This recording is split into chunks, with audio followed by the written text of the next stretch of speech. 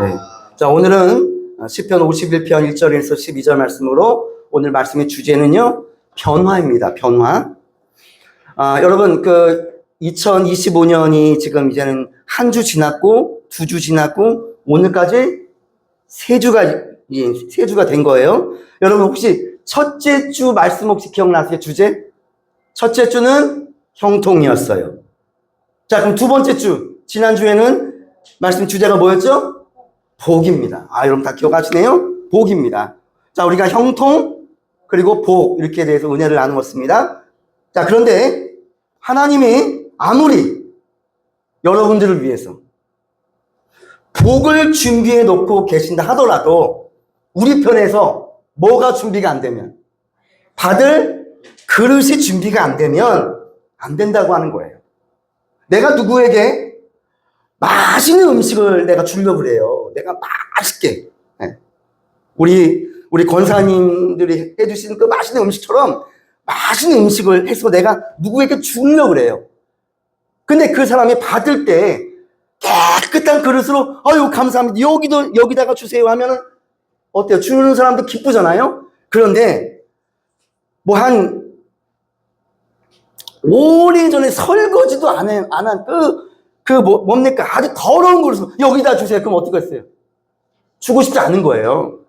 여러분, 하나님도 우리에게 복을 주시기를 원하시고 은혜를 베푸시기를 원하신다고요. 근데 우리 편에서는 뭐를 준비를 해야 된다? 그릇을 준비를 해야 된다.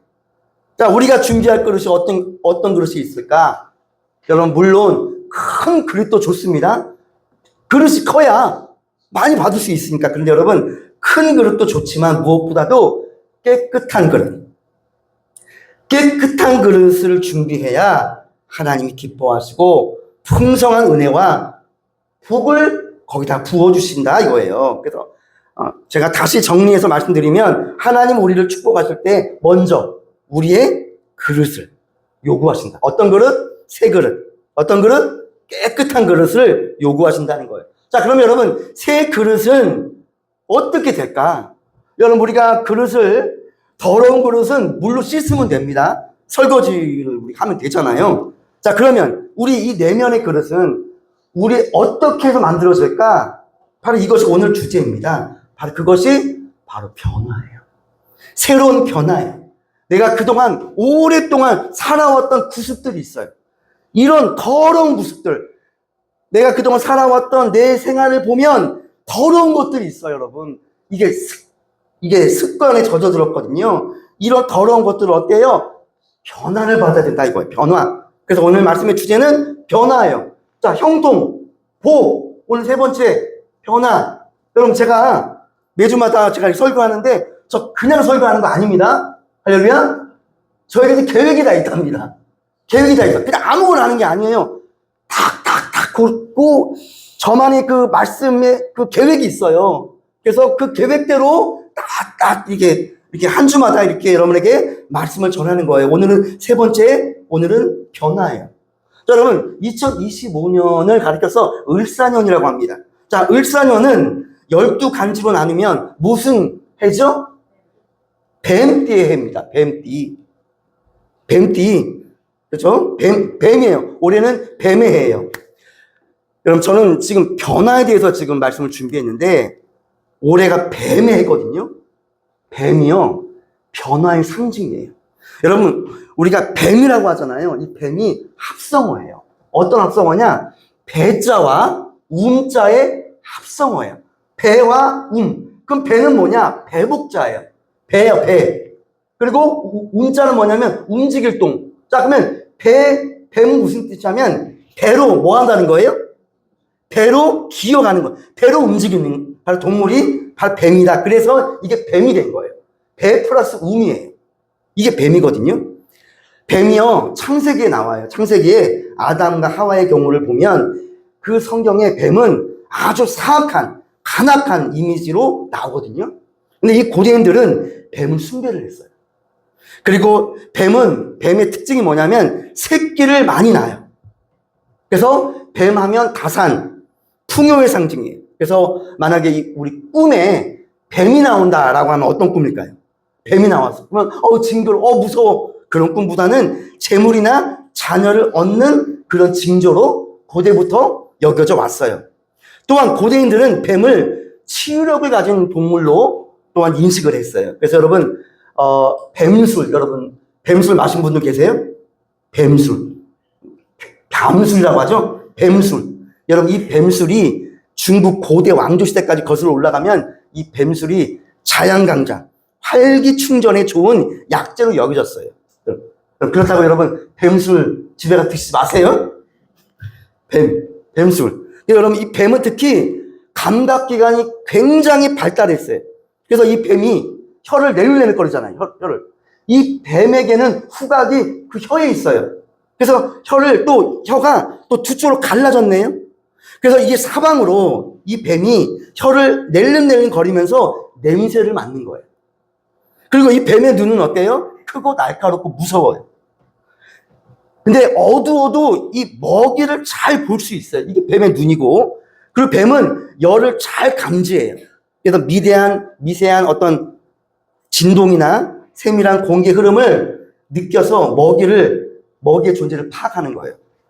자, 이처럼 뱀은요, 자기의 감각기관을 총동원해서 뭐를 감지하냐면 환경을 감지해요. 환경 변화. 그래서 먹이를 찾아내는 아주 비범한 동물이거든요. 특히 뱀은 자기 몸이 커지잖아요. 그러면 허물을 벗어요. 허물을 벗고 날이 추워지면 동면을 합니다. 그래서 뱀이 허물을 벗고 지나간 자리에 사람들이 뱀을 보면서 뱀은 불사의 동물이다라고 여겨지기까지 합니다. 자, 성경에 창세기에도 뱀이 나오는데 신약에도 뱀이 나와요. 바로 그 말씀이 마태복음 10장 16절에 보면 예수님이 제자들에게 뭔가를 설명하시는데 거기 뱀이 나와요. 제가 한번 읽어볼게요. 보라, 내가 너희를 보내니 양을 이리 가운데로 보낸 것 같도다. 그러므로 너희는 뱀같이 지혜롭고 비둘기같이 뭐하라? 순결하라. 자, 여기서 예수님이 뱀이라고 하는 표현을 써요.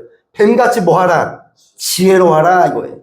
비둘기같이 뭐하라? 순결하라.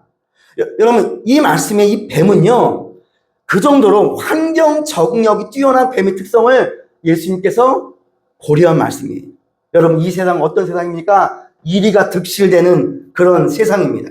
주님은 이리가 득실거리는 이 세상에서 뱀같이 지혜로워하라 이렇게 말씀하고 있어요. 왜냐하면 지금의 시대는 여러분 급격하게 변화하는 시대예요. 그래서 어떤 사람은 이렇게 말했어요. 우리가 지금 살아가는 이 사회를 가리켜 분초사회다 이렇게 말했어요. 분초사회다. 어떤 사람은요 이렇게 말하는 사람이 있어요. 작년 다르고 올해 다르다 이런 사람이 있거든요. 여러분, 이런 사람은 아직 늦은 거예요. 여러분, 지금은요 작년 다르고 올해 다르다 이러면 이미 늦는 거예요. 지금 분초사회예요. 년의 변화를 뛰어넘어서 월의 변화를 뛰어넘어서 이제 분초로 나눠지는 사회다 이렇게 말씀하고 있어요. 그래서 여러분, 우리 주님은 급격하게 변하는 이 시대에 너희는 이 환경을 적응하고 자기 혁신을 이루어라 이런 영적 각성을 일깨우는 말씀이에요. 바로 그 말씀이 뱀같이 지혜로워라 이런 말씀이거든요. 특히 우리는 해가 바뀌고 시간이 변한 것보다 더욱더 우리는 뭐를 변화시켜야 되냐면 내면의 변화가 이루어져야 합니다. 내면의 변화. 바로 하나님께서 우리에게 복을 내려주실 때 우리가 그릇을 만들어야 되는데 이 그릇은 바로 어떤 그릇이냐? 내면의 그릇이에요. 내면. 우리 내면이 변화가 되어야 됩니다.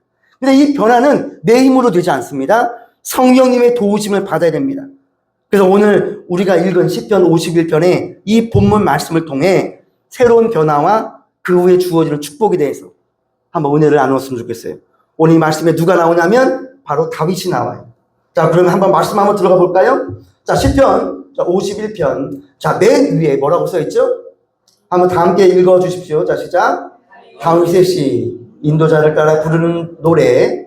다윗이 밧세바와 동침한 후 선지자 나단이 그에게 왔을 때라고 있어요.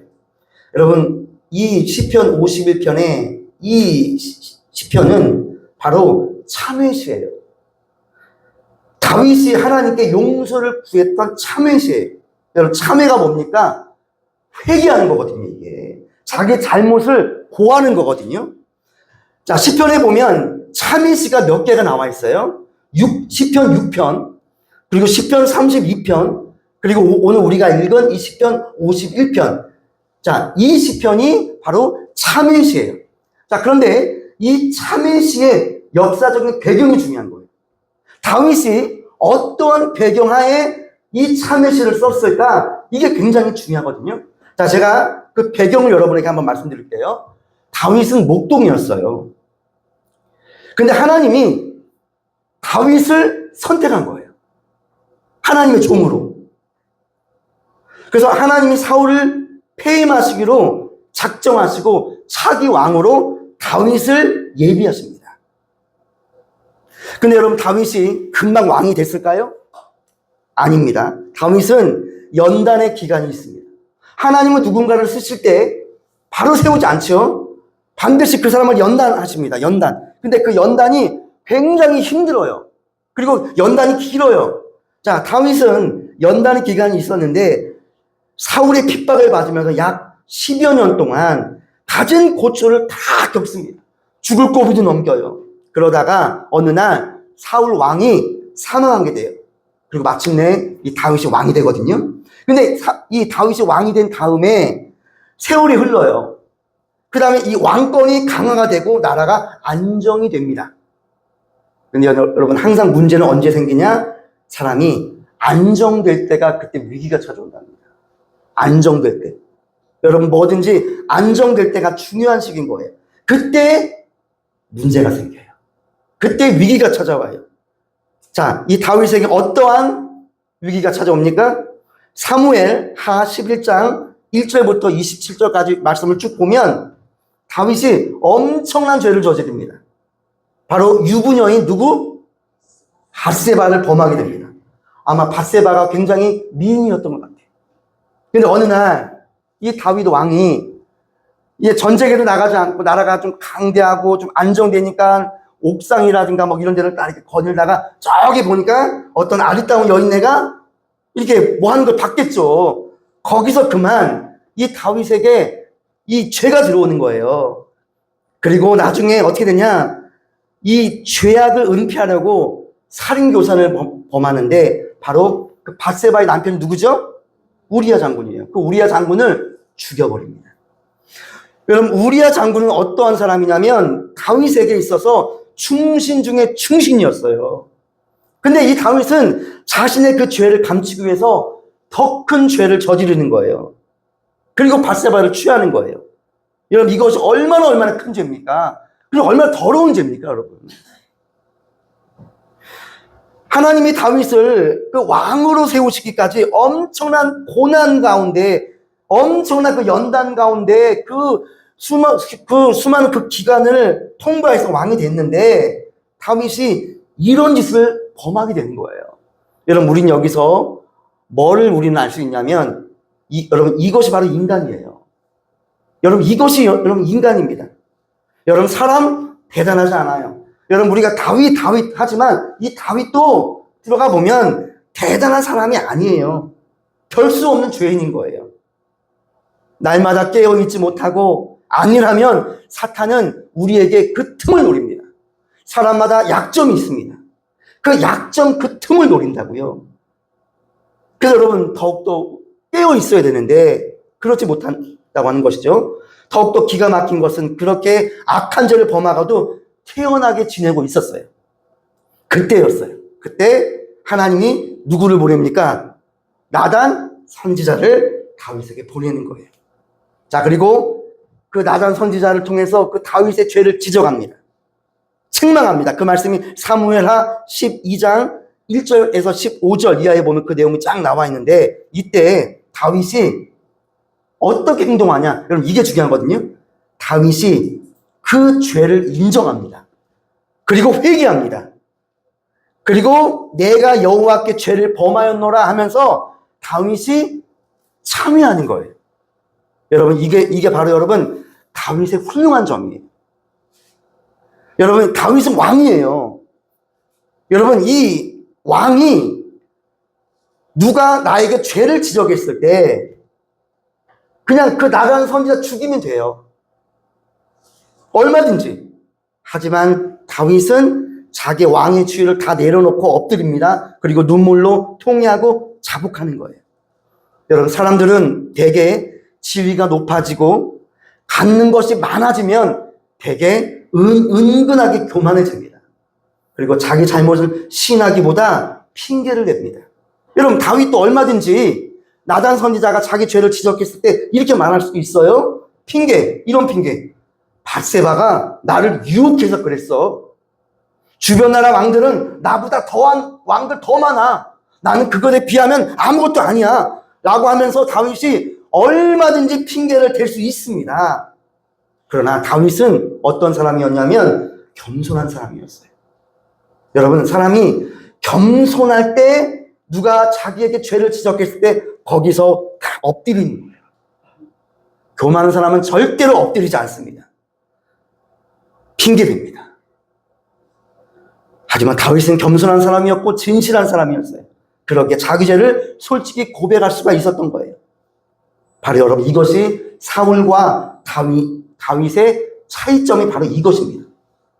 여러분, 사울은요, 적어도 남의 아내를 빼앗거나 그 남편을 죽이지 않았어요. 그러나 하나님이 사울을 폐위시키고 다윗을 끝까지 축복하신 이유가 여러분 뭘까요? 사울은 다윗과 같은 그런 죄를 범하지 않았거든요. 근데 하나님은 사울 왕을 폐위시키거든요. 그리고 다윗을 끝까지 축복하십니다. 여러분, 그 이유가 뭘까?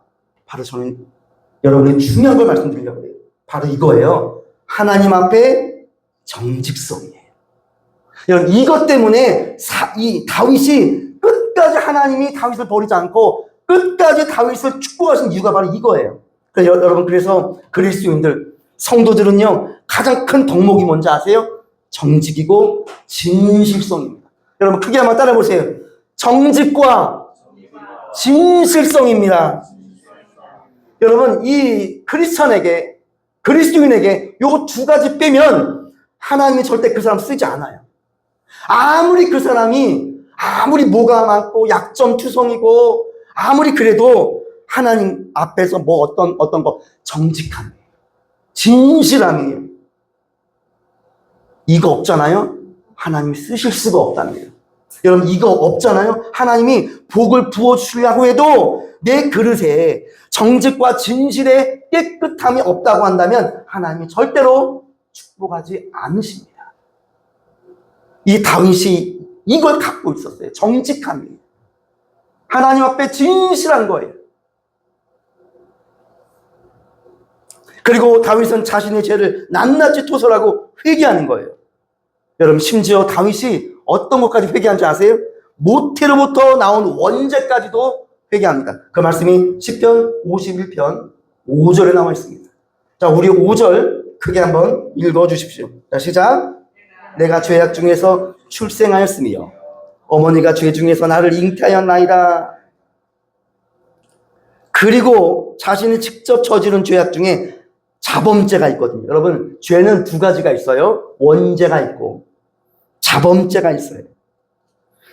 그 다음에 자범죄에 대해서 고백하면서 사죄의 은혜를 구합니다. 그 말씀이 51장 9절에 나와 있습니다.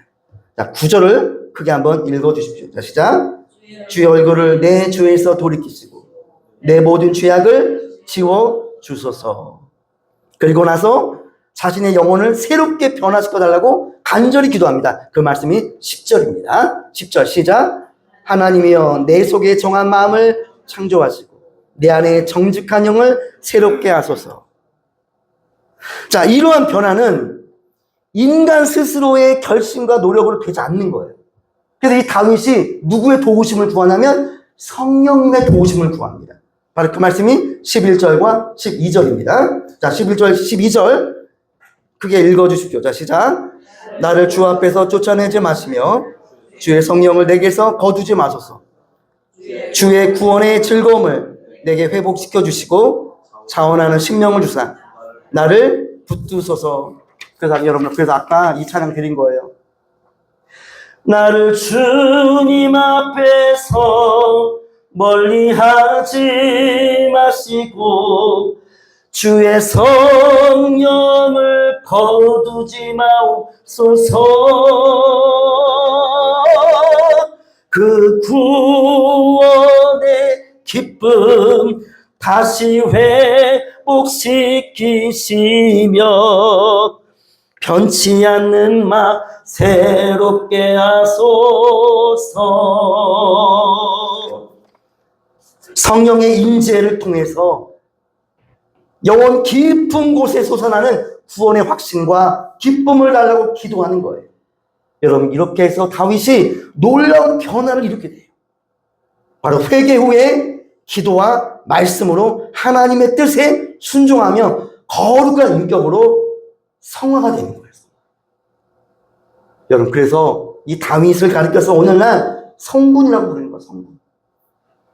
여러분, 베드로의 경우도 마찬가지입니다. 베드로도. 여러분, 베드로와 가룟 유다가 있어요. 자, 가룟 유다와 베드로도 다 예수님을 배신했어요. 자, 그런데 베드로는 이 가룟 유다 못지않게 베드로도 야비하게 주님을 3번 부인하고 배반합니다. 그러나 베드로는 주님의 말씀을 생각하고 통곡하고 회개합니다. 그러나 가룟 유다는 예수님을 배신하고 예수님을 팔아넘긴 후에 사태가 심각하게 돌아가자 후회하고 끝나는 거예요. 회개를 하지 않습니다. 여러분, 이것이 바로 베드로와 가룟 유다의 차이점이고, 이것이 바로 뭡니까? 사울 왕과 다윗 왕의 차이점이에요. 바로 뭡니까? 회개예요. 회개입니다. 회개입니다. 여러분, 오늘날 우리도 마찬가지입니다. 여러분, 우리가 십자가의 대속에 이 복음을 믿음으로 죄 사함을 받고 믿음으로 의롭다 인정을 받았어요. 자, 이것을 가리켜서 신학적인 용어로 이신칭이라고 합니다. 칭의의 교리예요. 칭의. 이걸 영어로 말하면 justification입니다. 여러분, 크게 한번 따라해 보실래요? 영어 시간은 아니지만 justification.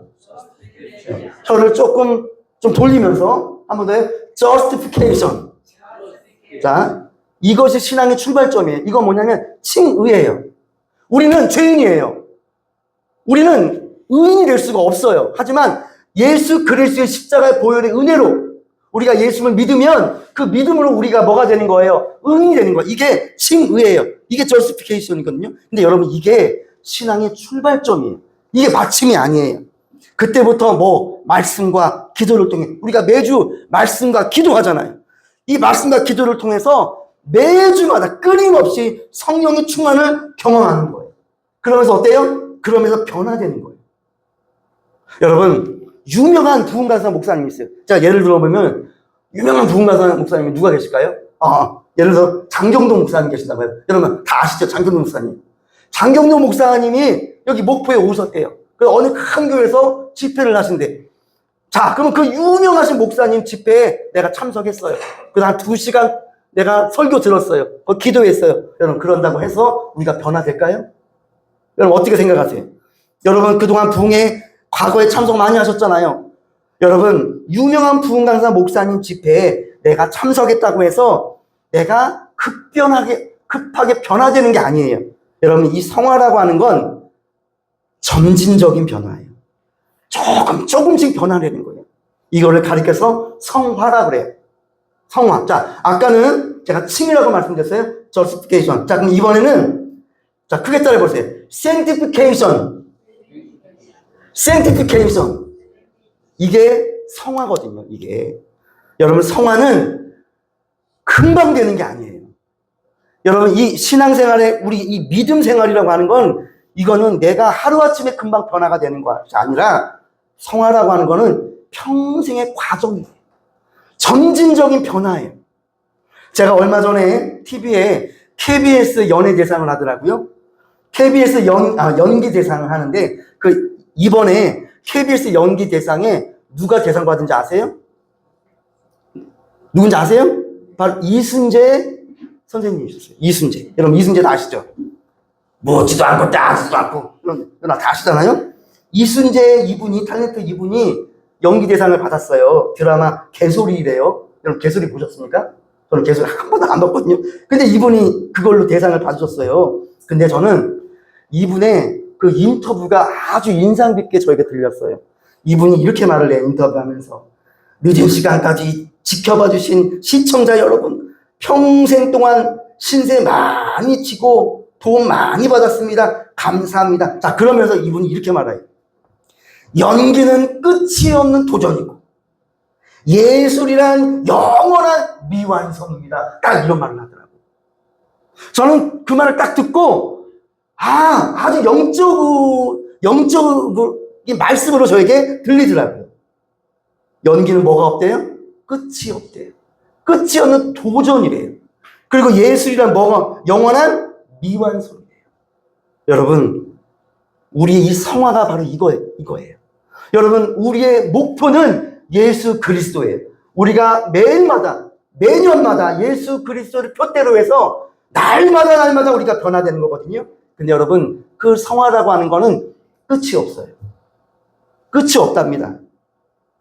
내가 주님 나라 가는 그날까지 우리는 계속 성화되는 거예요. 완성이란 게 없어요, 여러분. 여러분, 말씀도 저 이 말씀 많이 봤거든요. 옛날에도 이 말씀. 근데 여러분, 말씀도 끝이 없어요. 이 말씀을 한 번 보고 두 번 보고 세 번 보고 계속 보면 이 말씀에서 끊임없는 은혜가 이 말씀 안에서 나오거든요. 여러분, 하나님의 은혜는 끝이 없고 우리가 예수 그리스도의 그 형상을 닮아가는 그 성화의 과정도 끝이 없어요. 그래서 여러분, 신앙의 과정은 justification, 그 다음에 sanctification, 그 다음에 우리가 이 땅에 살다가 어느 날 이 세상을 떠나는 날이 와요. 이 세상을 떠나 어디? 천국에 들어갈 때 우리는 어떤 모습으로 변화될까요? 바로 영광스러운 모습으로 변화돼요. 이것을 가리켜서 뭐라고 말하냐면 glorification. 여러분 크게 따라보세요. glorification. 여러분 어렵지 않죠? 그래서 여러분 이 신앙의 과정은 세 가지예요. 칭의, justification이에요. 두 번째 성화, 끊임없는 성화. 이건 sanctification. 세 번째는 우리가 이 땅을 떠날 때 우리가 주님 나라 가는 그때 우리의 모습이 바뀝니다. 영화로운 모습. 바로 그게 glorification. 이렇게 세 단계로 신앙은 날로 변화가 되는 거거든요. 여러분 이처럼 날마다 해마다 거룩한 모습으로 성화되는 게 바로 그리스도인의 정체성이에요. 여러분 교회는요 유기체예요. 성도는 유기체입니다. 살아있다고 하는 거예요. 여러분 우리가 요즘에 정치 이슈가 많이 나오잖아요. 여러분 이 정치가 생물이라고 하죠. 생물. 어떻게 될지 몰라요. 왜냐하면 살아있기 때문에 그러거든요. 여러분 우리 신앙도 똑같아요. 우리 신앙도 교회도 유기체예요. 교회도 살아있다고 한다면 날로 변화가 돼야 돼요. 여러분 우리의 신앙도 살아있는지 죽었는지는 뭐를 보면 알 수 있냐면 내가 매년마다 내가 변화되느냐 이걸로 보면 알 수 있어요. 만약에 예수 믿고 구원 받았다고 하면서도 내가 전혀 변화가 없어. 작년이나 올해나 내가 똑같아. 여러분 그렇다고 한다면 우린 다시 한번 우리 신앙을 생각해 봐야 돼요. 내가 이거 진짜 믿는 거 맞나? 여러분 우상 종교를 믿는 자들과 다를 바가 없다고 하는 거예요. 예수님을 믿는다고 하면서 여전히 무속이나 점집을 드나들라 하는 사람들이 요즘에 그렇게 많다고 합니다. 여러분 지금 이 사회는 무속인들 있죠. 무당들 100만 명의 시대예요. 100만 명의 시대. 저는 어떤 무속인의 인터뷰를 보았습니다. 그분이 이런 말을 하는 거예요. 점을 보러 왔다는 거예요. 사주팔자 보러 왔다는 거예요. 근데 그분이 교회 다니는 분들. 교회 권사님이래. 어느 교회 집사님이래. 그래서 그 무당이 다시 돌려보냈다 라고 하는 이야기를 저는 들은 적이 많습니다. 여러분 우상 종교는 자기 자신은 변화되지 않고 축복만 구하는 거예요. 여러분 무당이 너 변화되라 이런 말 들어본 적 있어요? 무당에게 찾아가잖아요. 그러면 조상이 어쩌고 저쩌고 뭐 귀신이 붙었다 어쩌고 저쩌고 하면서 뭐라고 하죠? 구타라 그래요. 또는 부적사라 그래요. 너 변화되라 이런 얘기를 안 해요. 네가 구술하고 부적을 사야 바로 너에게 복이 임한다고 하거든요. 그 안에 변화가 없어요. 여러분 이게 바로 여러분 기복신앙입니다. 여러분 하나님께서 복을 받는 것은 당연하고 소원할 수 있지만 그것보다 먼저 중요한 것이 뭔지 아세요? 먼저 변화입니다.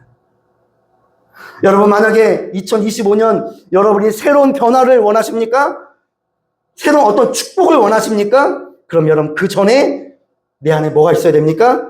변화가 있어야 됩니다. 하나님은 우리에게 변화를 요구하십니다. 변화. 믿음으로 구원받고 은혜받고 축복받는 것도 중요하지만 내가 말씀에 비추어서 내 자신의 허물과 죄악을 깨닫고 회개하고 말씀대로 순종하는 이 성화의 단계, 이게 여러분 신앙의 본질입니다.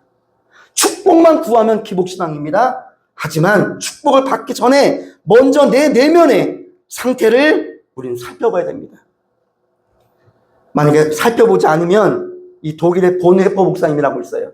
이 신학자인데 이 본헤퍼 목사님이 유명한 얘기를 했는데 어떤 표현을 썼냐면 값싼 복음이라고 하는 표현을 썼어요.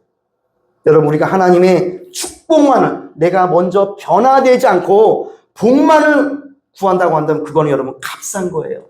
값싼 복음입니다. 그래서 여러분 우리가 새롭게 변화되기 위해서는 먼저 내가 변화되어야 되는데 바로 그러기 위해서는 조건이 있습니다. 바로 그 말씀이 갈라디아서 2장 20절 말씀입니다. 자, 갈라디아서 2장 20절 말씀 한번 보겠습니다. 이 말씀 한번 찾아볼게요. 갈라디아서 2장 20절 말씀을 한번 찾아보도록 하겠습니다.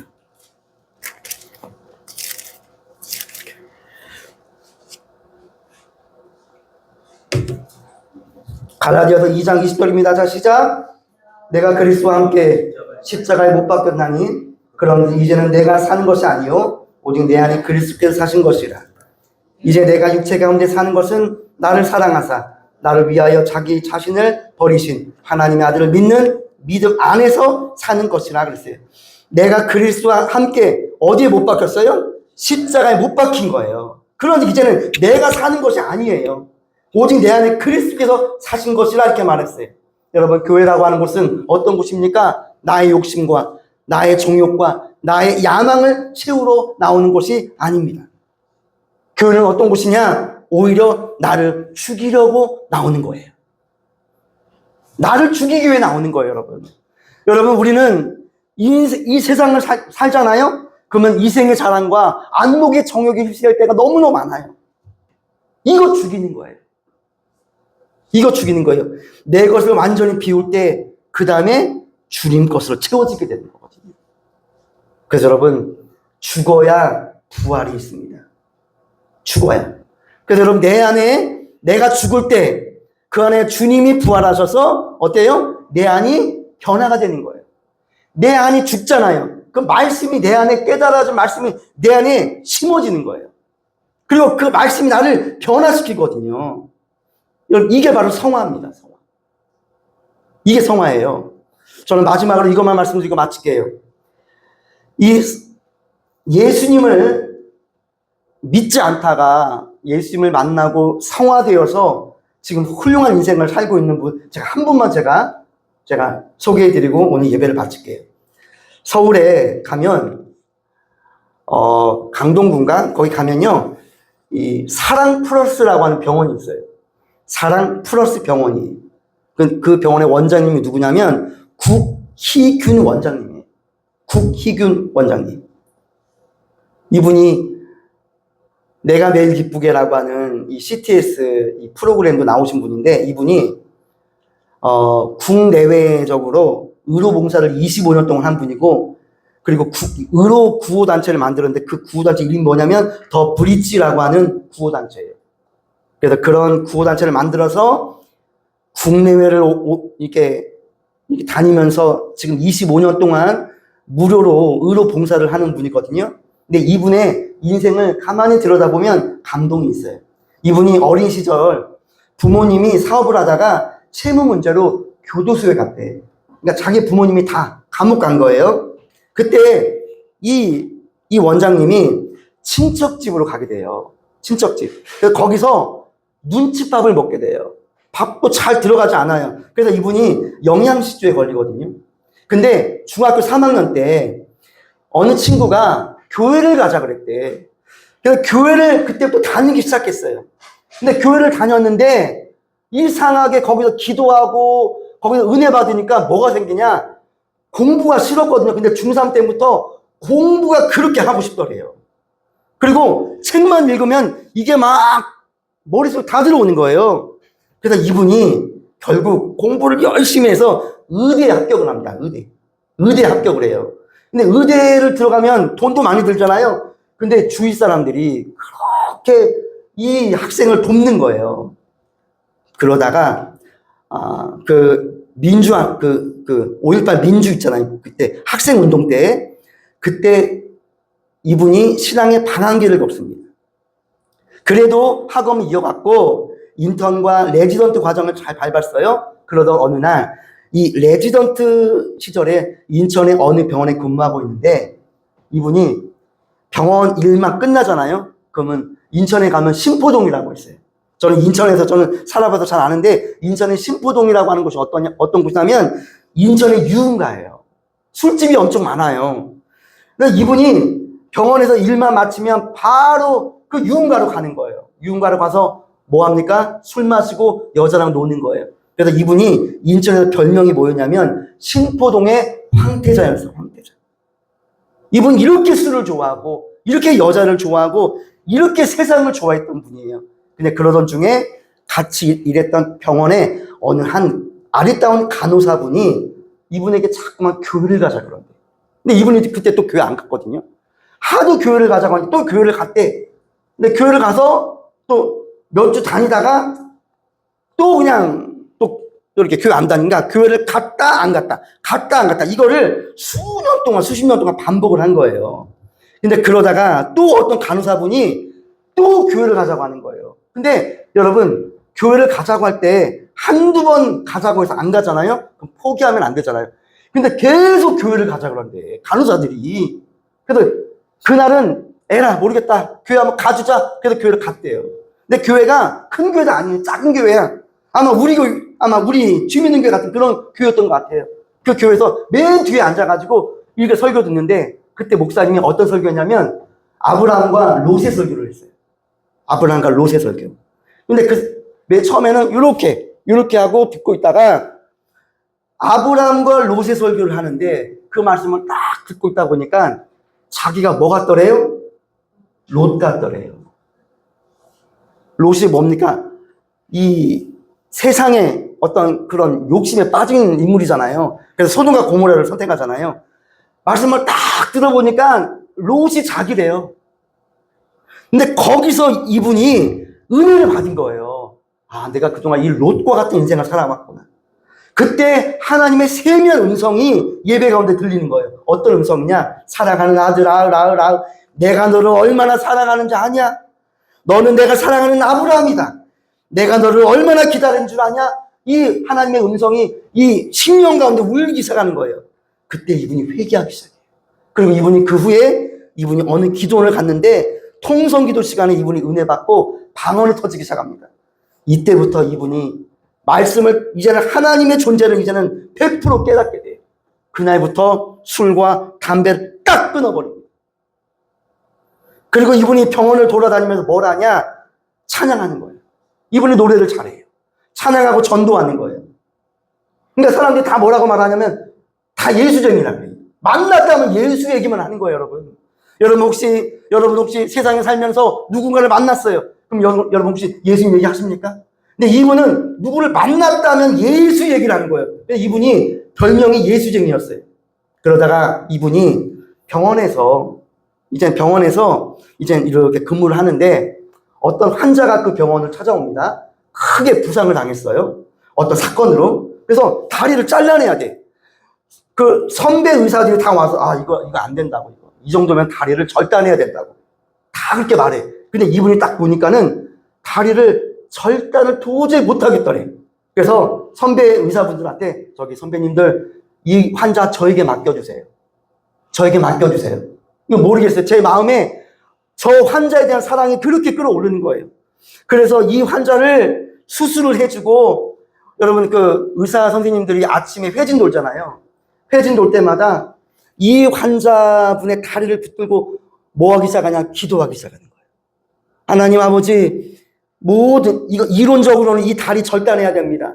하지만 이분이 이 다리를 절단하면 이분의 인생이 어떻게 되겠습니까? 하면서 매일 회진 돌 때마다 기도해 주는 거예요. 마치 목사님이 병원에서 그 환자들을 기도해 주듯이 막 기도해 주고 수술할 때도 반드시 기도하는 거예요.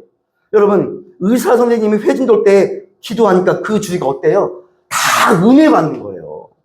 왜냐하면 의사 선생님들 기도하지 않거든요. 회진 돌 때마다 다리 붙들고 기도하기 시작하는 거예요.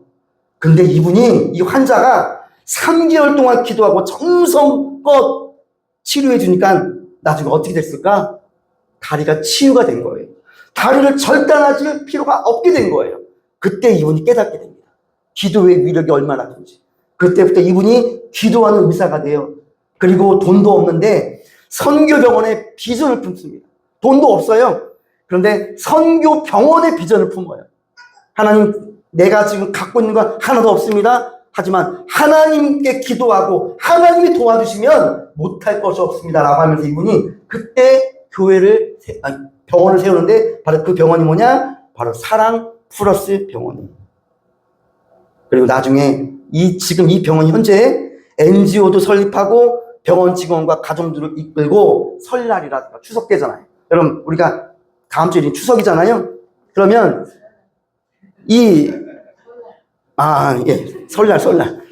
설날이고 추석이고 아무튼 명절이잖아요. 명절 때만 되잖아요. 그러면 여러분, 그 직원 다 쉬어야 되잖아요. 다 집으로 가야 될 텐데 직원들은 어떤지 아세요? 명절만 되면 시골로 가는 거예요. 못 사니까 완전히 오지로 가는 거예요. 가서 무료로 환자들을 치유해 주는 거예요. 거기서 은혜 받고 나도 예수 믿는다, 나도 예수 믿는다, 이런 사람들이, 예수 믿는 사람들이 많아지는 거예요. 바로 이분이 바로 사랑 플러스 병원 국희근 원장님이에요. 지금도 그 사역을 하고 있어요. 여러분, 말씀을 마칩니다. 제가 오늘 왜 이런 말씀 드리냐? 모든 변화는 누구부터? 나부터입니다. 목사님, 저 말씀을 내 배우자가 들었어야 되는데 오늘 안 나왔네? 그러지 마시고 변화는 나부터입니다. 그리고 지금부터예요. 지금부터. 여러분, 내일부터 아니에요. 다음 주부터 아니에요. 바로 지금부터예요. 어디부터? 여기서부터예요. 새로운 변화를 실천하는 거예요. 여러분, 내가 변하잖아요? 그럼 어떻게 될까요? 내 가정이 변합니다. 내 가정이 변하면 어떻게 될까요? 교회가 변합니다. 교회가 변하면 어떻게 됩니까? 한국교회가 변합니다. 한국교회가 변하면 어떻게 될까요? 대한민국이 변합니다. 여러분, 지금 대한민국이 이렇게 시끄럽잖아요. 여러분, 우리 이럴 때일수록 기도하면서 먼저 나부터 변화될 줄로 믿습니다. 아무쪼록 저와 여러분도 다윗처럼, 베드로처럼, 국원장님처럼 올 한 해, 계속해서 회개하고 기도하고 순종하고 칭의, 성화, 영화의 단계를 거쳐 올 한 해 하나님이 예비해 주신 놀라운 은혜와 축복을 다 만끽하는 저와 여러분 되시길 주님의 이름으로 축복합니다.